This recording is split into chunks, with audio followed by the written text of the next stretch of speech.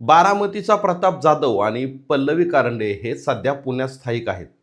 पुण्यात स्थायिक असताना साधारणतः 5 महिन्यापूर्वी त्यांनी एका महिलेच्या मार्फत अनेक लोकांना जाळ्यात ओढून त्यांच्याकडून खंडणी उकळण्याचा प्लॅन आखलेला होता.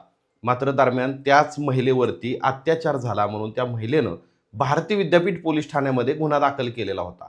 या गुन्ह्यामध्ये प्रताप जाधव आणि पल्लवी कारंडे या दोघांनाही अटक झालेली होती. ते जवळपास 4 ते 4.5 महिने जेलमध्ये होते आणि आता त्यांना नुकताच जामीन झालेला आहे. मात्र त्यांना जामीन झाल्याच्या नंतर पुन्हा एकदा या पल्लवी आणि प्रताप जाधव यांच्यामध्ये आणखी काही गोष्टी आणि आणखी काही नवीन कांड समोर येत असल्याचं लक्षात येत आहे.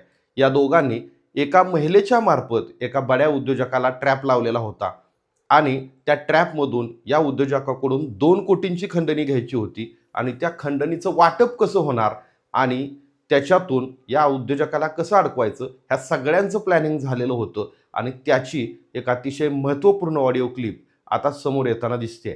याच ऑडिओ क्लिपच्या माध्यमातून ज्या महिलेच्या मार्फत ट्रॅप लावला जात होता त्या महिलेसहित एक उद्योजक आता पुन्हा या बंटी बबलीच्या जोडप्यावर गुन्हा दाखल करण्याच्या तयारीत आहे.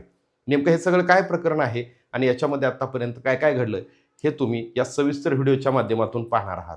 नमस्कार, मी आहे मच्छिंद्र टिंगरे आणि तुम्ही पाहताय जाहीर सभा. ग्रामीण भागात राहत असलेली पल्लवी कारंडे ही जी तरुणी आहे ती बारामतीमध्ये MPSCचा अभ्यास करण्यासाठी येत असते.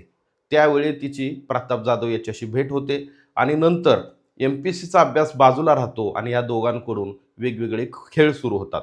याच्यामधूनच अनेक लोकांना ब्लॅकमेल करून त्यांच्याकडून खंडणी उकळल्याचे प्रकार समोर आलेले आहेत. तर त्याच्यापेक्षा पुण्यामध्ये राहिल्यानंतर त्यांनी एका महिलेच्या मार्फत काही उद्योजकांना, काही प्रतिष्ठित लोकांना ट्रॅप लावायचा आणि त्यांच्याकडून खंडणी उकळण्याचा प्रकारही समोर आला.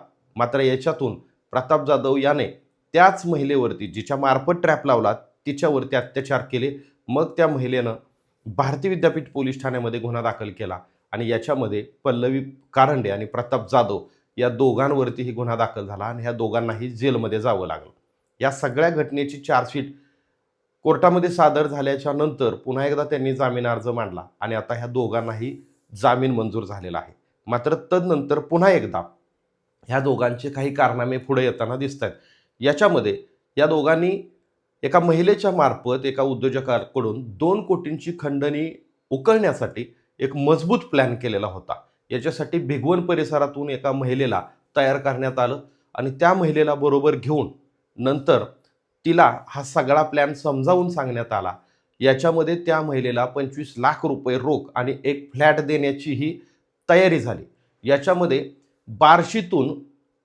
कुर्डवाडीतून बारामतीमध्ये व्यवसायाच्या निमित्तानं आलेलं एक जोडपंही याच्यामध्ये सामील झालं.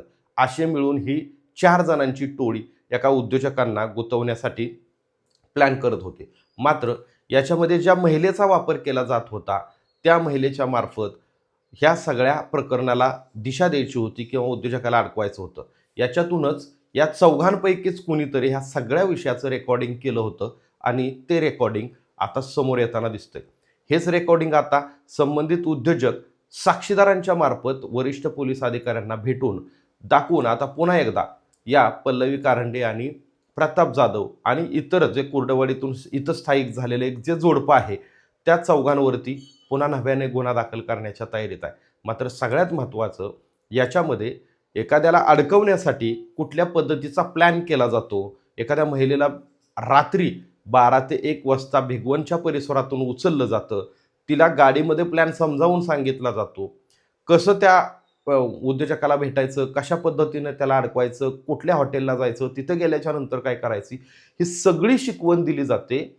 ती शिकवण रेकॉर्डिंग झाली याच चौघांपैकी एकांच्या व्यक्तीकडून आणि ती लीकही झाली. आता हीच रेकॉर्डिंग पोलिसांना ऐकवली जात आहे. येत्या 2 दिवसामध्ये पुन्हा एकदा ह्या टोळीवरती नव्यानं गुन्हा दाखल होणार आहे अशी माहिती मला सूत्रांकडून मिळते. सगळ्यात महत्त्वाचं पल्लवी कारंडे आणि प्रताप जाधव यांनी जे केलेले कांड आहेत त्याच्यानंतर बारामतीमध्ये सुद्धा अनेक लोकांनी ह्या गोष्टीवरती प्रतिक्रिया दिलेल्या होत्या की यांच्याकडून अनेक लोकांची फसवणूक झाली आहे. मात्र तक्रारदार पुढे यायला घाबरत आहेत अशा प्रकारचंही बोललं जात आहे. येणाऱ्या काळामध्ये आता लवकरच पुन्हा या दोघांवरती गुन्हा दाखल होऊ शकतो अशी सूत्रांची माहिती आहे. त्यामुळे येणाऱ्या काळात आता पुन्हा एकदा ह्या बंटी बबलीच्या जोडीवरती आणि कुर्डवाडीतून इथं स्थायिक झालेल्या बंटी बबलीच्या जोडीवरती काय कारवाई होणार हे आपल्याला पाहावं लागेल.